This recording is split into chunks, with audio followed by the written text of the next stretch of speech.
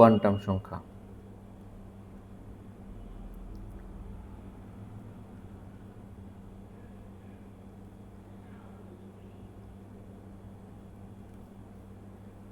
তো এটা পর্যায় মানে আমাদের রসায়ন অধ্যয়ন করতে গেলে এটা অত্যন্ত গুরুত্বপূর্ণ একটা টপিকস। কোয়ান্টাম সংখ্যা এই শব্দটা মেইনলি আসছে কোয়ান্টাম বলবিদ্যা থেকে।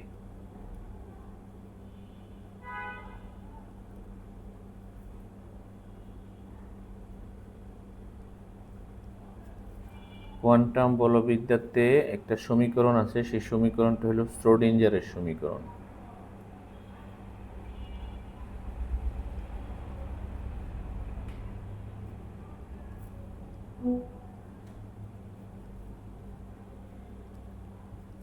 এই সমীকরণ সমাধান করলে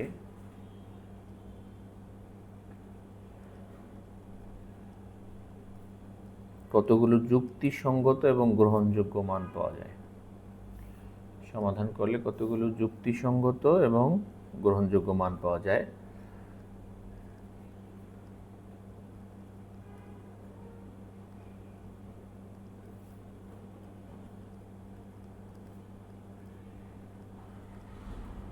এই মানগুলোকে আমরা বলি কোয়ান্টাম সংখ্যা।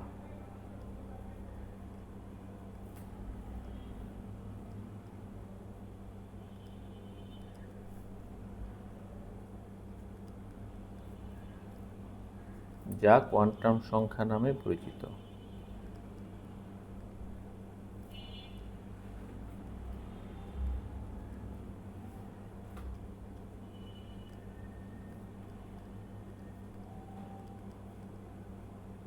তাহলে খেয়াল করো, কোয়ান্টাম সংখ্যা আসছে কোয়ান্টাম বলবিদ্যা থেকে। কোয়ান্টাম বলবিদ্যার ইম্পর্টেন্ট সমীকরণ শ্রোডিঞ্জারের সমীকরণ। ওই সমীকরণটা সমাধান করলে যুক্তিসঙ্গত গ্রহণযোগ্য যে মানগুলো পাওয়া যায় সেই মানগুলো হলো কোয়ান্টাম সংখ্যা।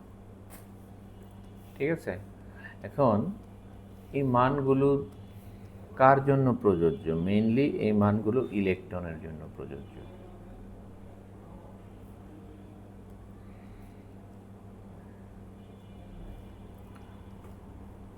অর্থাৎ ইলেকট্রন কোন শক্তি স্তরে আছে, ইলেকট্রনের শক্তি স্তর কোনটা, তারপর ইলেকট্রনের উপশক্তি স্তর কোনটা,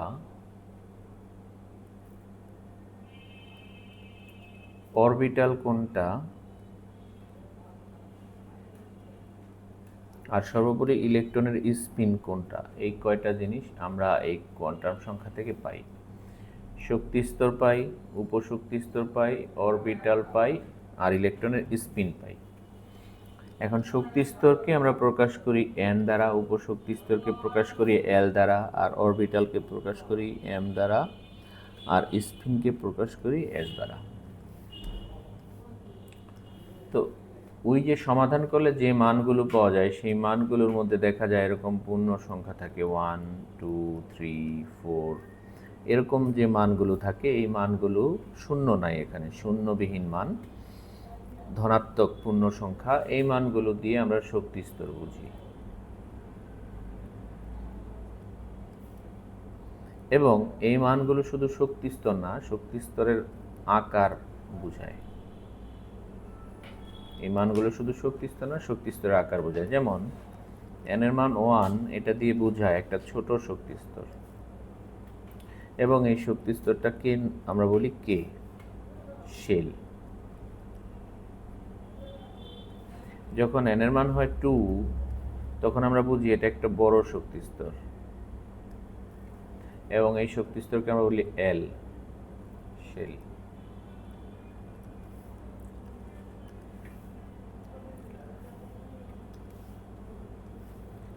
এখানে এই মান দিয়ে যেমন আকার বোঝাচ্ছে, শক্তিও বোঝাচ্ছে।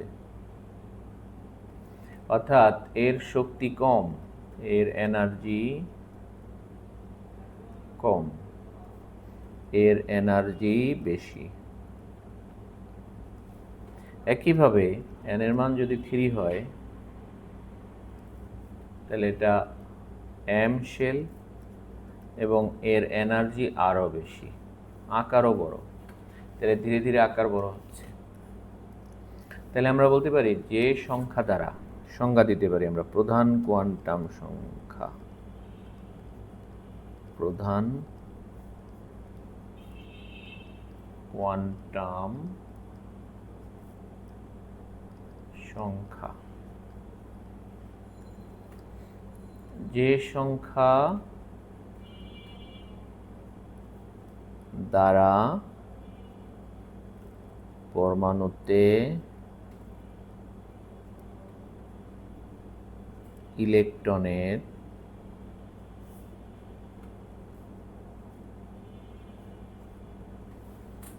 শক্তি স্তরের আকার এবং শক্তি প্রকাশ করা হয়।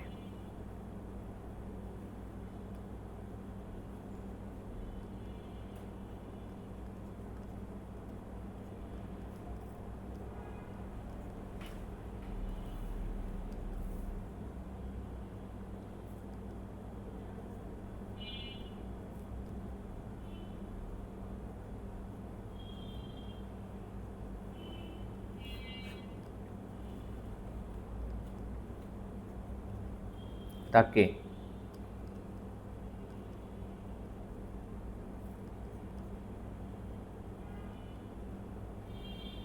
প্রধান কোয়ান্টাম সংখ্যা বলে।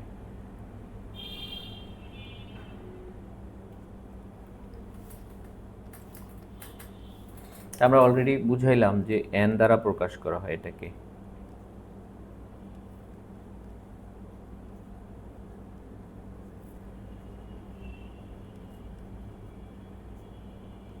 এবং আমরা দেখলাম যে n এর সর্বনিম্ন মান 1 আর সর্বোচ্চ মান এখন পর্যন্ত আমাদের লাগে 7।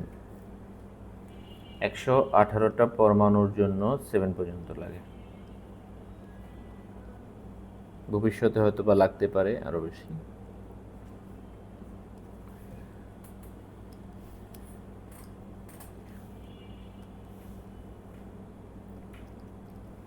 তাহলে একটা জিনিস ক্লিয়ার, প্রধান কোয়ান্টাম সংখ্যা দ্বারা শক্তি স্তরের আকার, নাম্বার 1 হলো শক্তি স্তর বোঝানো হয়, energy level.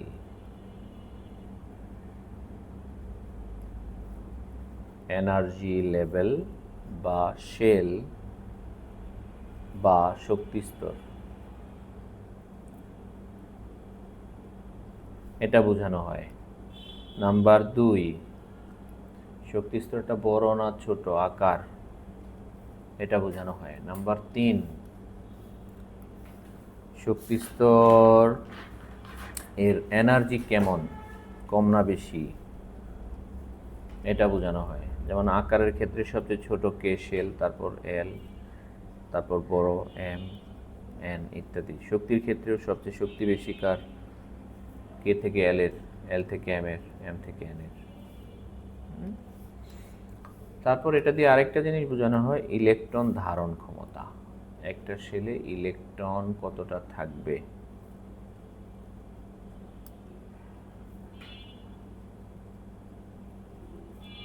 Two N square আমরা জানি, সেই ক্ষেত্রে আমরা দেখি ইলেকট্রন বেশি থাকে কোথায়, কে থেকে এল এ বেশি থাকে, এল থেকে এম এ বেশি, এম থেকে এন এ বেশি।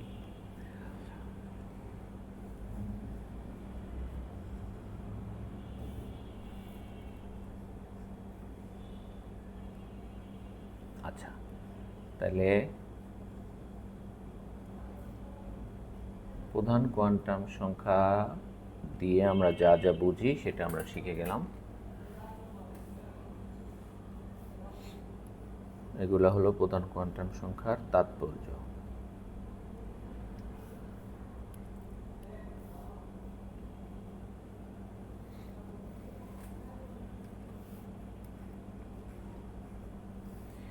এবার আমরা যাব সহকারী কোয়ান্টাম সংখ্যা।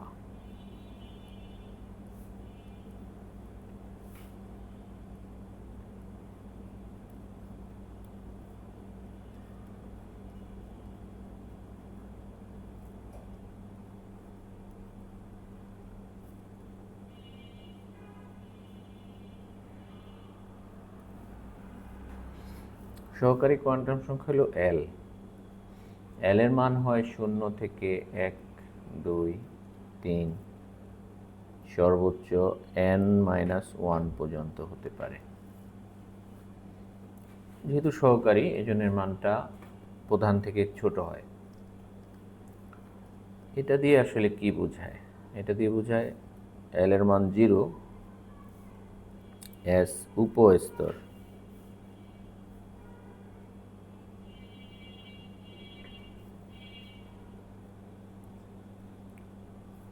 এটা দেখতে গোলকের মতো।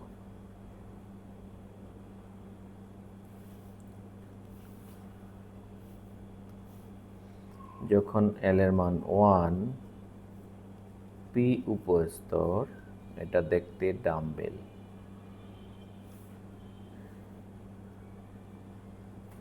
এটা দেখতে গোলক,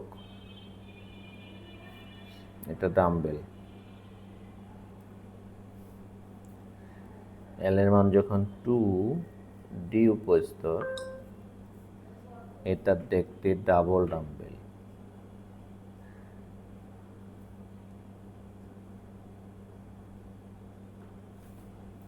তার মানে হলো এই মানগুলো দিয়ে আমরা একটা শক্তি স্তরের, উপশক্তি স্তরের আকৃতি বোঝাচ্ছি। আকৃতি, গোলক, ডাম্বেল, ডাবল ডাম্বেল। তাহলে আমরা বলতে পারি যে কোয়ান্টাম সংখ্যা দ্বারা সংজ্ঞা দিচ্ছি আমরা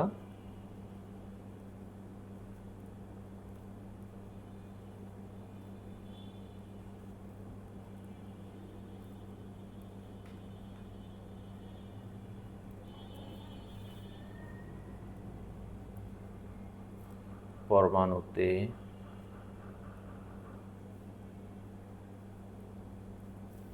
ইলেকট্রনের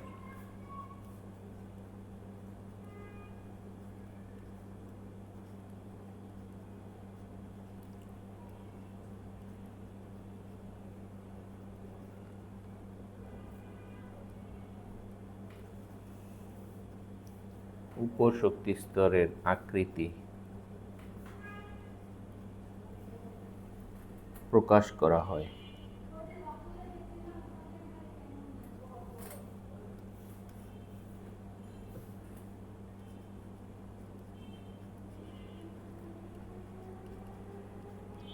তাকে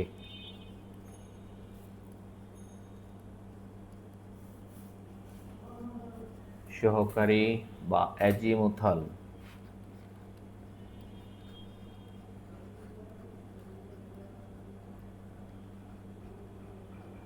কোয়ান্টাম সংখ্যা বলে।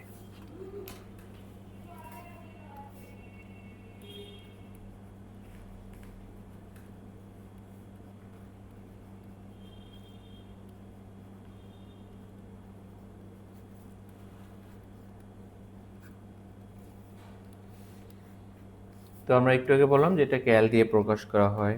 এখন এন এর সাথে এল এর একটা সম্পর্ক আছে।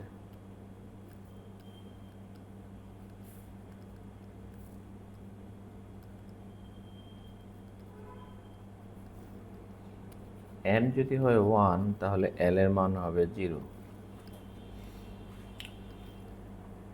একটা ভ্যালু হবে। এন এর মান 2, এল এর মানও 2টা হবে, 2 হবে না। অর্থাৎ এন সর্বোচ্চ 2 আর এল সর্বোচ্চ 1।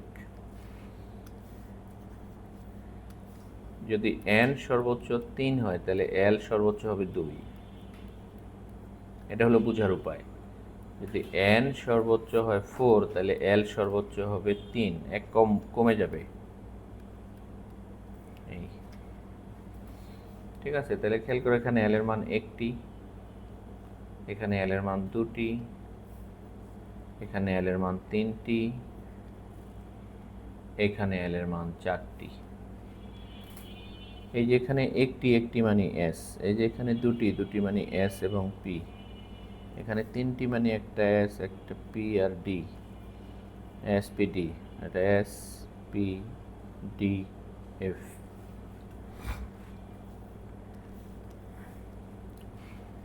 তাহলে সবার কমন আছে কি? প্রথম ভ্যালুটা 0। তাহলে বোঝা গেল এস এর জন্য এল এর মান 0। প্রথম ভ্যালুটা 0, তাহলে সবগুলোর প্রথম ভ্যালু মানে এস। দ্বিতীয় ভ্যালু 1, তাহলে বোঝা গেল পি এর জন্য 1। তৃতীয় ভ্যালুটা 2, তাহলে বোঝা গেল ডি এর জন্য 2। চতুর্থ ভ্যালুটা 3, তাহলে বোঝা গেল এফ এর জন্য 3।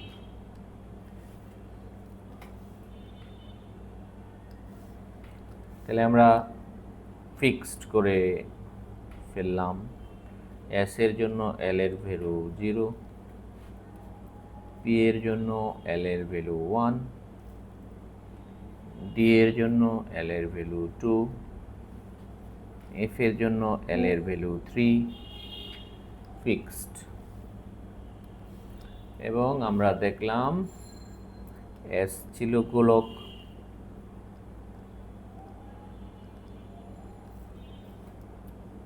পি ছিল ডাম্বেল, ডি ছিল ডাবল ডাম্বেল,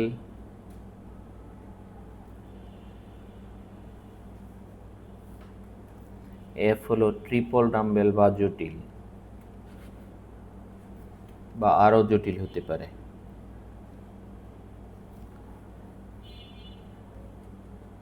গঠনের দিক দিয়ে, আকৃতির দিক দিয়ে, এদের আকৃতিগুলো এরকম। তো তাহলে এখন আমরা যদি একটু সামারি করি, আসলে এল দিয়ে কি বোঝায়? এল দিয়ে বোঝায় উপশক্তি স্তর নাম্বার 1।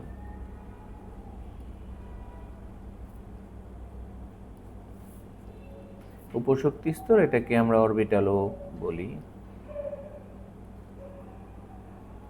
অরবিটাল। উপশক্তি স্তরের আকৃতি মানে অরবিটালের আকৃতি বুঝবো আমরা। তারপর কি বুঝবো? অরবিটালের শক্তি বুঝবো। দেখো আকৃতির ক্ষেত্রে এস, পি, ডি, এফ এরা ভিন্ন ভিন্ন আকৃতির,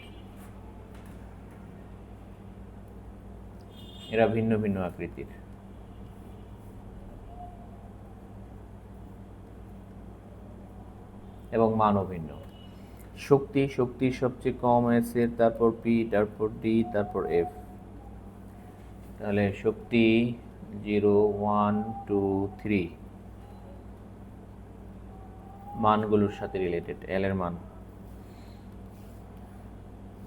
তারপর আমরা কি বুঝবো?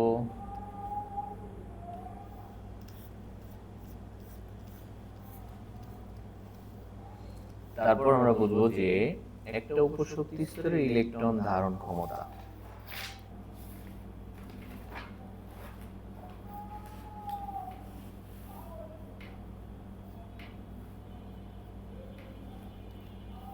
টু ইন্টু টুয়াইস এল প্লাস 1। তাহলে এস উপস্তর, এস উপস্তরের জন্য এল এর মান 0 আমরা একটু আগে দেখলাম। তাহলে ইলেকট্রন ধারণ ক্ষমতা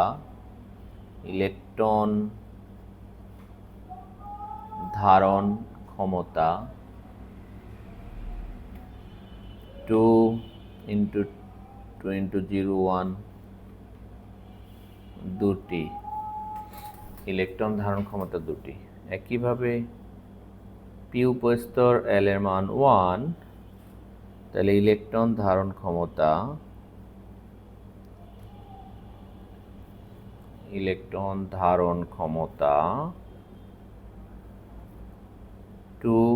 2 ইন্টু 1 প্লাস 1 ইকুয়ালস টু 6টি।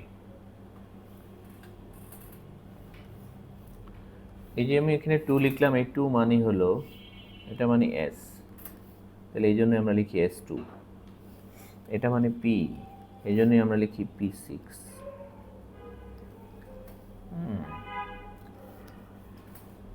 একইভাবে ডি উপস্তর, এল এর মান 2, ইলেকট্রন ধারণ ক্ষমতা 2 ইন্টু 2 প্লাস 1 10টি, আর এটা মানে ডি, তাহলে আমরা এটা লিখি D10।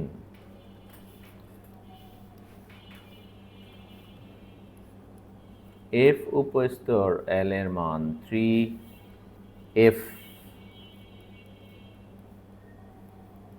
2 into 3 plus 1 14 f 14।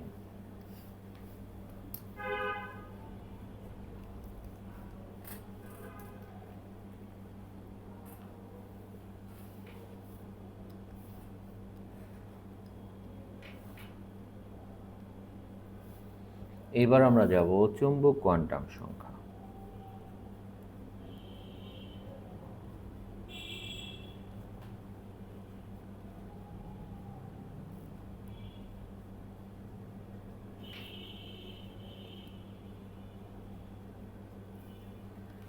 চুম্বক কোয়ান্টাম সংখ্যা m দিয়ে প্রকাশ করি আমরা।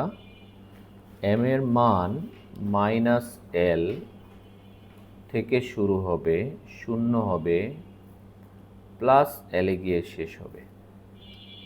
তার মানে চুম্বক কোয়ান্টাম সংখ্যা l এর মানের উপর ডিপেন্ডেন্ট।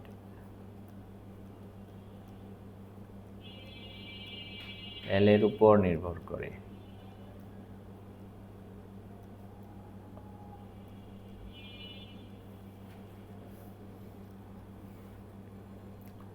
যদি l এর মান হয় 0 তাহলে m এর মান -0 0 প্লাস 0। কিন্তু আমরা জানি -0 প্লাস 0 বলে এরকম কোনো ভ্যালিড মান নাই, তার মানে অনলি 0 হবে। তাহলে m এর মান হবে অনলি 0। যদি l এর মান হয় 1 তাহলে m এর মান হবে -1 ভ্যালিড ভ্যালু, +1 ভ্যালিড ভ্যালু। 0 তো থাকবেই সবার সাথে। তাহলে এখানে m এর ভ্যালু কয়টা? একটা। এখানে m এর ভ্যালু কয়টা? 3টা।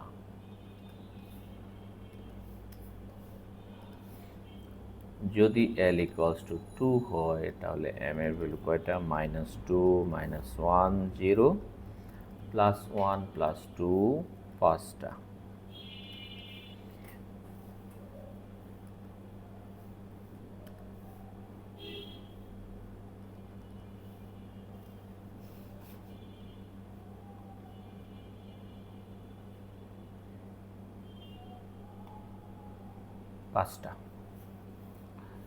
যদি l = 3 হয় তাহলে m এর ভ্যালু হচ্ছে -3 -2 -1 0 +1 +2 +3 মানে 7টা। এই একটি মানেই s অরবিটাল একটি।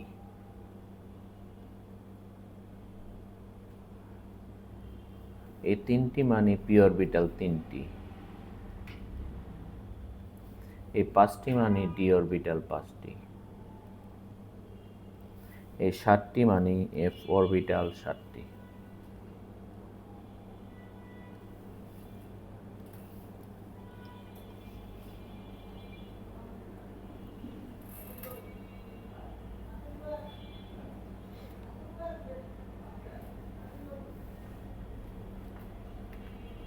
ঠিক আছে।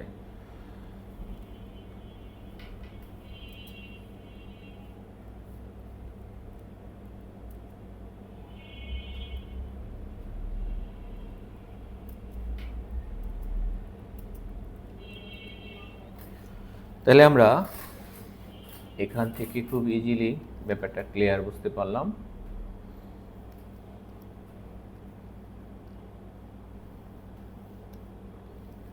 s অরবিটাল অর্থাৎ l এর মান যখন 0, m এর মান 0, তখন আমরা বলতেছি s অরবিটাল। এবং s অরবিটাল একটি গোলকের মতো, একটা গোলক। এটার 3টা অক্ষ, x অক্ষ, y অক্ষ, z অক্ষ।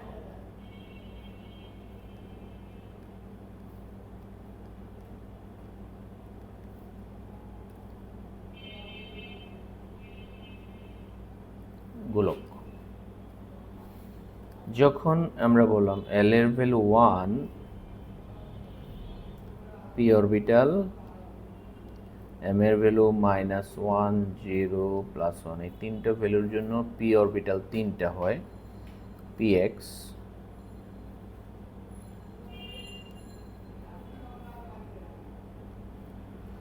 এক্স অক্ষ বরাবর,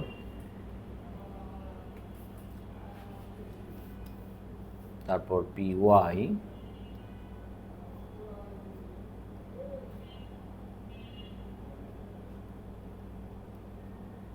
ওয়াই অক্ষ বরাবর, সরি ওয়াই অক্ষ বরাবর দেব আমরা এটাকে,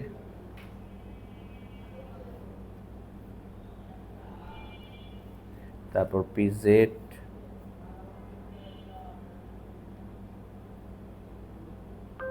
জেড অক্ষ বরাবর,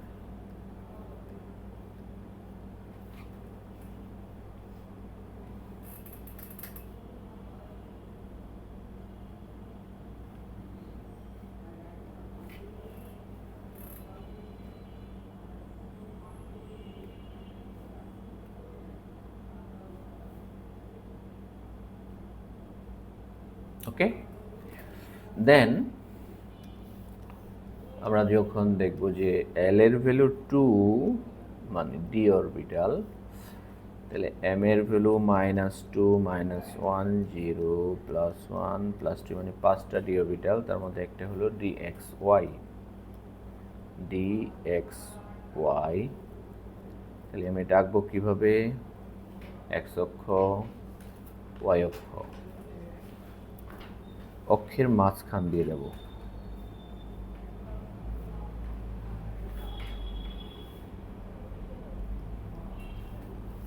এক্স অক্ষ এবং ওয়াই অক্ষ, আমি কিন্তু এক্স অক্ষ ওয়াই অক্ষ এটা দেখে লিখছি, এটা দেখে আমি এক্স ওয়াই অক্ষ লিখেছি। আমি যখন এখানে এরকম দেখব ডি ওয়াই জেড, তাহলে আমি কি করব, আমি ওয়াই অক্ষ দিব এটাকে আর জেড অক্ষ দিব এটাকে, তাহলে অরবিটালটা হবে এরকম।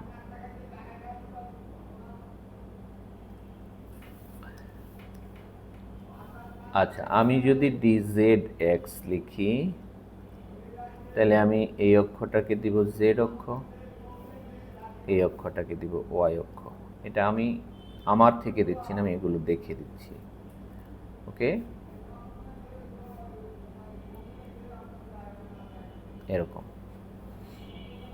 তাহলে আমি যেই অক্ষ ধরবো সেই অক্ষ অনুসারে ডি অরবিটালের নাম হবে।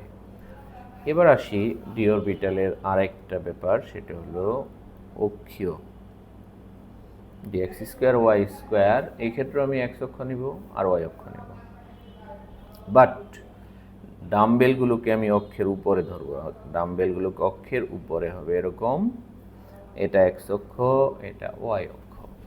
তাহলে স্কোয়ার হচ্ছে এক্স স্কোয়ার ওয়াই স্কোয়ার অক্ষের উপরে, আর একটা আছে ডি জেড স্কোয়ার, এটা একটু ব্যতিক্রমী, ডি অরবিটাল একটাই ব্যতিক্রমী, সেটা হলো এটাকে আমি জেড অক্ষ ধরবো, এটা জেড অক্ষ, আর এখানে একটা এরকম চাকতির মতো থাকবে,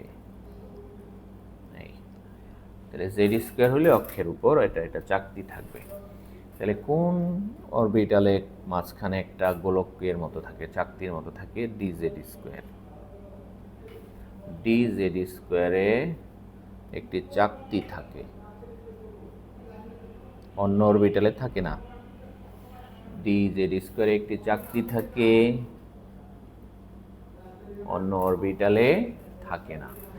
এফ অরবিটাল অনেক জটিল, লাগতে পারবো না, আমি নামগুলো বলে দিচ্ছি। এফ অরবিটালের নামগুলো কি, তাহলে আমরা একটু আগে দেখলাম যে এল এর মান যদি হয় 3, এম এর মান হবে -3 -2 -1 0 +1 +2 +3, তাহলে এক্ষেত্রে 7টা অরবিটাল, তাহলে এফ এক্স কিউব একটা, এফ ওয়াই কিউব একটা, এফ জেড কিউব একটা, এফ এক্স ওয়াই জেড একটা, এগুলো এক ধরনের গেল।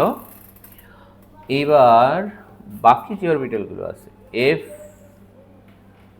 X x square minus y square, sorry x হলে তো এক্স স্কোয়ার হবে না, এক্স হলে হবে z square minus y square, x যখন আমি বাইরে রাখলাম z square minus y square, আরেকটা হলো এফ ওয়াই, ওয়াই হইলে এটা হবে x square minus z square, নাকি জেড স্কোয়ার আগে হবে, জেড স্কোয়ার আগে, জেড স্কোয়ার আগে, z square minus x square, আরেকটা হলো z x square minus y square. তাহলে এফ অরবিটাল কয়টা? 7টা। 1 2 3 4 5 6 7। এই ক্ষেত্রে মনে রাখবা প্রত্যেকটার জেড এর ক্ষেত্রে এম এর মান 0, এম এর মান 0। যতগুলো জেড আছে, এই যে এটা জেড, এম এর মান 0। যতগুলো জেড আছে, জেড এর হলেই এম এর মান কি হয়ে যাবে? 0 হয়ে যাবে, এম এর মান 0। জেড হইলে এম এর মান 0 ফিক্সড, বাকিগুলা পরিবর্তনশীল, একটা আরেকটার সাপেক্ষে পরিবর্তনশীল।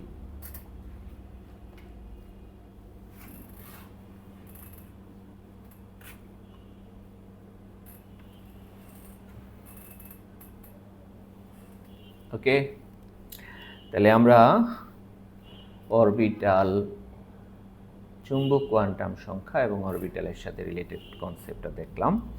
লাস্ট ওয়ান, স্পিন কোয়ান্টাম সংখ্যা। আচ্ছা, আমরা এর আগে আরেকটু কাজ করে নিই। এন, এল এবং এম এর মধ্যে সম্পর্ক, এন, এল এবং এম এর মধ্যে সম্পর্ক।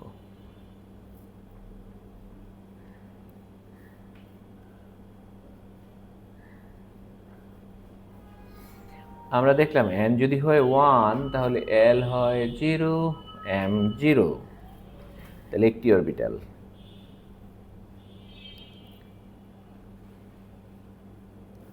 আমরা দেখলাম এন যদি হয় 2 তাহলে এল 0 হয় এবং এল 1 হয়, আর তখন এম এটা তো 0 আর এম এটা হবে -1 0 +1, তার মানে এখানে টোটাল ভ্যালু আছে 4টা, তাহলে হবে 4টি অরবিটাল। তার মানে দ্বিতীয় শক্তি স্তরের টোটাল অরবিটাল কয়টা? 4টা। দ্বিতীয় শক্তি স্তরের টোটাল অরবিটাল কয়টা? 4টা। দ্বিতীয় শক্তি স্তরের টোটাল অরবিটাল কয়টা? 4টা। আচ্ছা, তৃতীয় শক্তি স্তরে যাব আমরা। এল এর ভ্যালু 0, এল এর ভ্যালু 1, এল এর ভ্যালু 2, এম এর ভ্যালু প্রথমটার জন্য 0, -1 0 +1, -2 -1 0 +1 +2, তার মানে এখানে ভ্যালু আছে দেখো 9টা, 9টি অরবিটাল। ঠিক আছে, 9টি অরবিটাল। 1 2 3 4 5 6 7 8 9, এই যে 9, এখানে 1 2 3 4, এই যে 4। ওকে, কোথা থেকে পেলাম আমরা ভ্যালুটা? ক্লিয়ার? এই ভ্যালু আমরা মুখস্থ করি নাই, মুখস্থ করবো না। কোয়ান্টাম সংখ্যা টোটালি মুখস্থ করার কিছু নাই। যদি কেউ কোয়ান্টাম সংখ্যা মুখস্থ করে তাহলে বুঝতে হবে সে খুবই খুবই ছাগল মার্কা ছাত্র। ওকে, n এর ভ্যালু 3 গেল, এবার n এর ভ্যালু 4 দিয়ে last one, n equals to 4, l equals to 0, l equals to 1, l equals to 2, l equals to 3, তাহলে m equals to 0, -1 0 +1, -2 1, -2 -1 0 +1 +2, -3 -2 -1 0 +1 +2 +3, তাহলে টোটাল ভ্যালু কয়টা? 1 2 3 4 5 6 7 8 9 10 11 12 13 14 15 16, তার মানে কি কয়টা অরবিটাল হলো? তাহলে 16টা। তাহলে এখানে অরবিটাল হবে 16টি অরবিটাল। চতুর্থ শক্তি স্তর অরবিটাল কয়টা? 16টা। তাহলে আমরা নর্মালি একটু সামারি করতে পারি। সামারি, কে শেলে অরবিটাল হলো একটা, এল শেলে অরবিটাল হলো 4টা, এম শেলে অরবিটাল হইল 9টা, আর n শেলে অরবিটাল হলো 16টা। খেয়াল করো সবগুলো n স্কোয়ার এই সূত্রে পড়ে যায়। n1 তাহলে n স্কোয়ার মানে 1, n2 তাহলে n স্কোয়ার মানে 4, তাই না? n3 তাহলে n স্কোয়ার মানে 9, n4 তাহলে n স্কোয়ার মানে 16।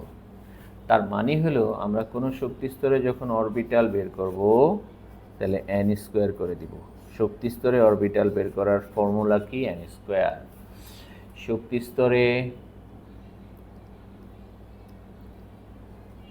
স্তরে অরবিটাল সংখ্যা n স্কোয়ার। শক্তি স্তরে অরবিটাল সংখ্যা n স্কোয়ার। ওকে, এইবার আমরা যাব স্পিন কোয়ান্টাম সংখ্যা।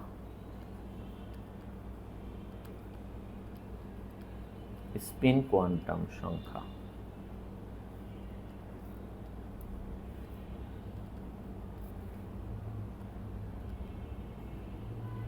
স্পিন কোয়ান্টাম সংখ্যা এটাকে আমরা এস দিয়ে প্রকাশ করি। স্পিন কোয়ান্টাম সংখ্যা দুইটা, কারণ একটা গোলক আকৃতির বল দুইটা উপায়ে ঘুরতে পারে, একটা ডান দিকে আর একটা বাম দিকে। ডান দিকে বাম দিকে বা ঘড়ির কাঁটার দিকে ঘড়ির কাঁটার বিপরীত দিকে, দুইটা দিকেই ঘুরতে পারে। এটাকে আমরা বলি স্পিন, আর এটা হাফ সম্ভাবনা, স্পিনের সম্ভাবনা হাফ। এটাকে আমরা এইভাবে প্রকাশ করি, এটাকে আমরা এইভাবে প্রকাশ করি।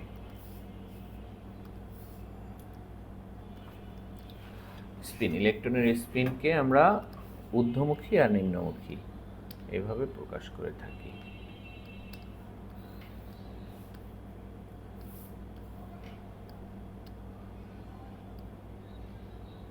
তাহলে স্পিন দুইটা, ঊর্ধ্বমুখী এবং নিম্নমুখী। তাহলে পরমাণুতে একটি ইলেকট্রনের নিজ অক্ষের ঘূর্ণনকে পরমাণুতে একটি ইলেকট্রনের নিজ অক্ষের ঘূর্ণনকে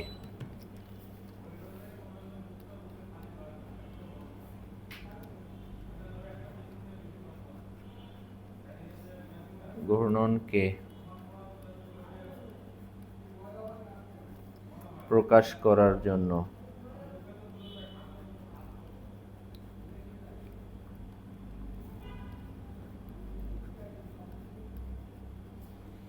যে কোয়ান্টাম সংখ্যা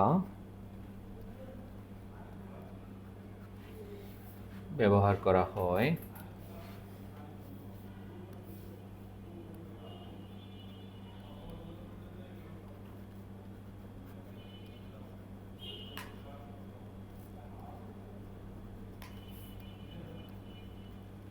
তাকে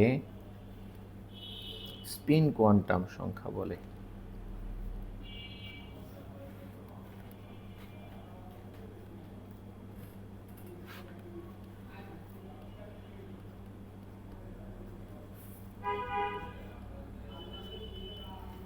একে এস দ্বারা প্রকাশ করা হয়।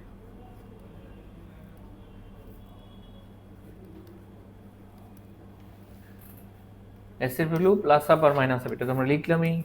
এখন দেখো এন, এল, এম আর এস এর সম্পর্ক।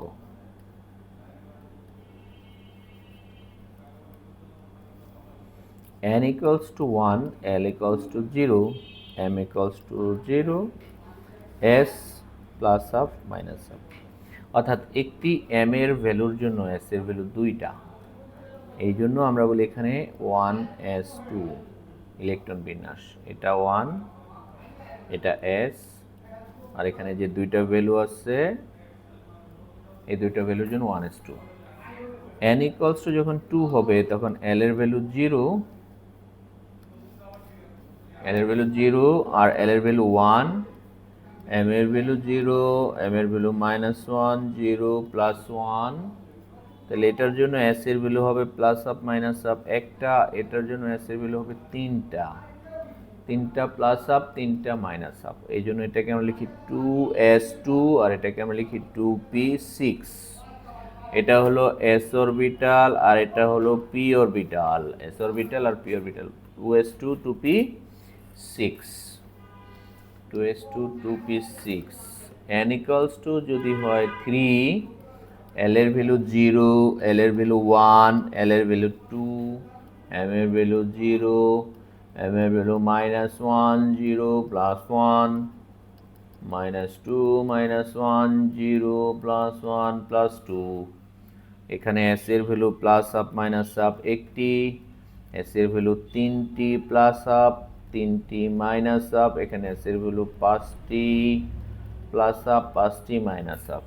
এই জন্য আমরা এটাকে লিখি 3s2, এটাকে আমরা লিখি 3p6, এটাকে আমরা লিখি 3d10। 5 দুগুণে 10, 3 দুগুণে 6, 3 দুগুণে 6। ঠিক আছে, ক্লিয়ার?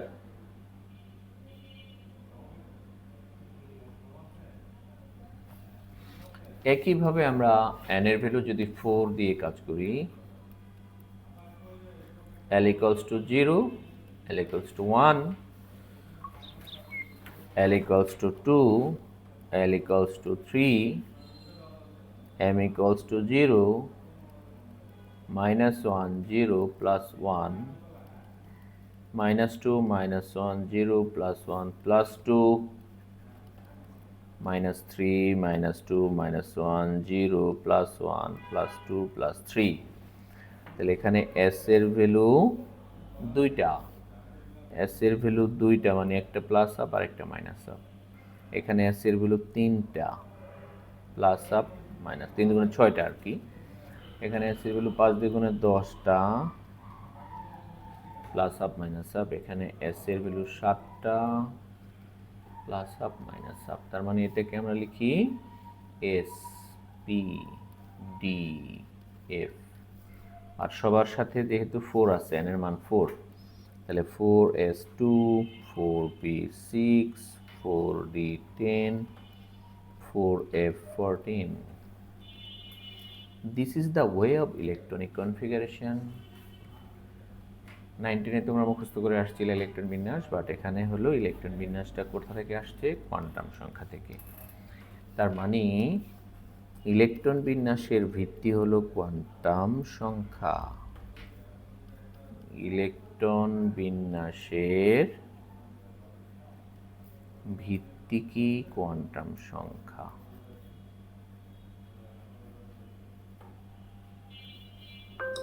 Quantum number. ওকে, তাহলে মোটামুটি আমরা কোয়ান্টাম সংখ্যা কিন্তু একটা ক্লাসে শেষ।